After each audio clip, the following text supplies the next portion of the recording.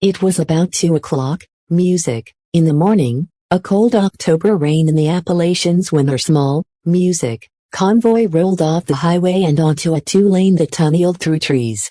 2 Humvees up front and rear, 1 LMTV in the middle, 8 of us total. I rode right seat in the lead truck, headset snug, watching the mile markers slide by. Music, counted them under my breath to keep the pace steady. The radio gave a soft squelch click every few minutes. The kind that feels like a throat clearing in a quiet room. Wet leaf mold and diesel hung in the air through the cracked window. We had orders to recover a stolen tank and Abrams lifted out of a guard motor pool before midnight. It sounded like a straight grab, but the route we were given cut toward old mines, not, music, toward town. And that was the first thing that felt wrong.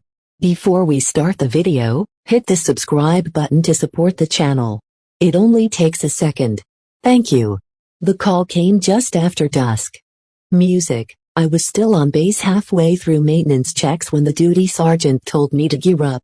A tank was missing from the 278th Armored Cavalry's motor pool outside Kingsport, music, an M1 Abrams say 60 tons of steel gun without a trace. Command said local law enforcement was already out searching, but we were being sent to secure the recovery. The idea of a stolen tank sounded impossible, but the orders came fast, music, and clean. We were attached under a joint recovery tasking, 2 Humvees, 1 LMTV for towing support, 4 of us from active duty, and 4 from the guard. No heavy armament beyond rifles and sidearms. Rules were strict.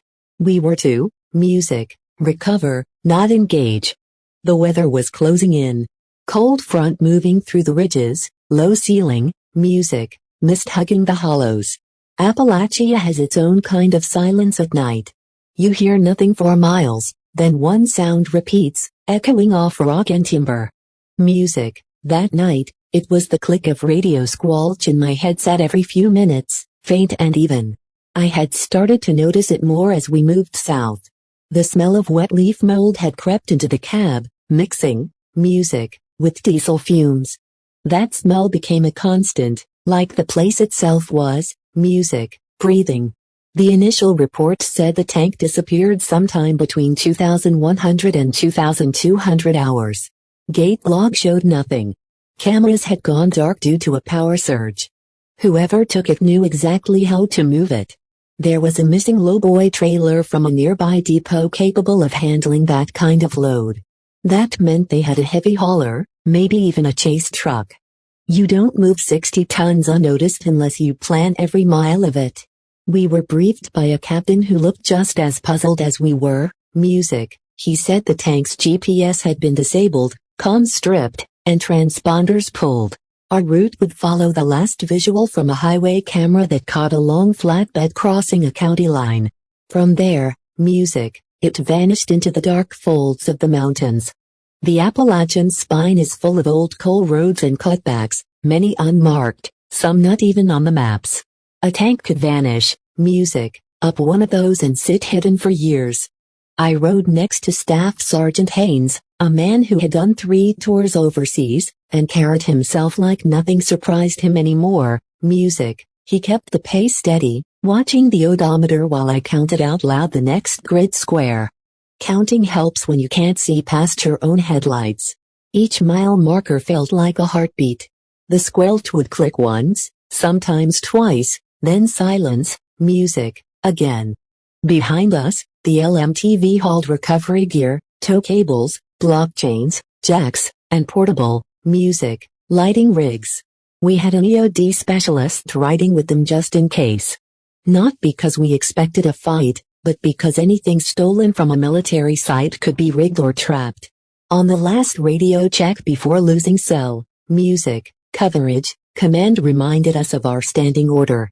No live engagement unless fired upon. We were operating inside U.S. borders, which meant everything had to be by the book. By midnight, we had passed into the RGE line proper. Music, the trees leaned over the road, forming a tunnel of wet branches and fog. The rain came and went in thin sheets. The tires hissed on the pavement. I cracked my window again, trying to stay alert, music, And that smell, wet earth and diesel, was stronger now.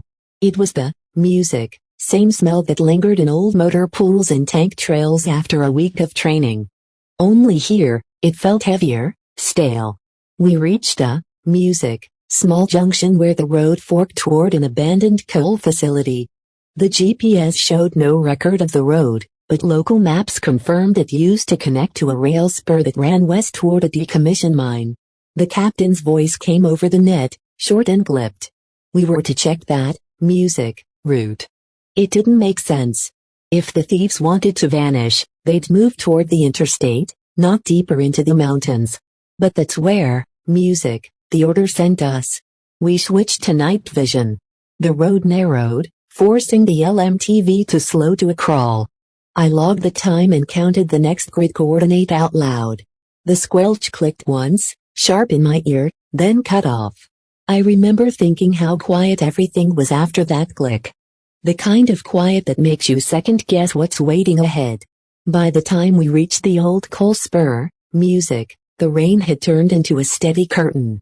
The road narrowed to gravel and our tires threw mud up against the wheel wells. The headlights caught pieces of rusted rail poking through the brush. It was clear nobody had used this road in years. Yet the tire tracks ahead were deep and fresh. Whoever moved the tank came this way.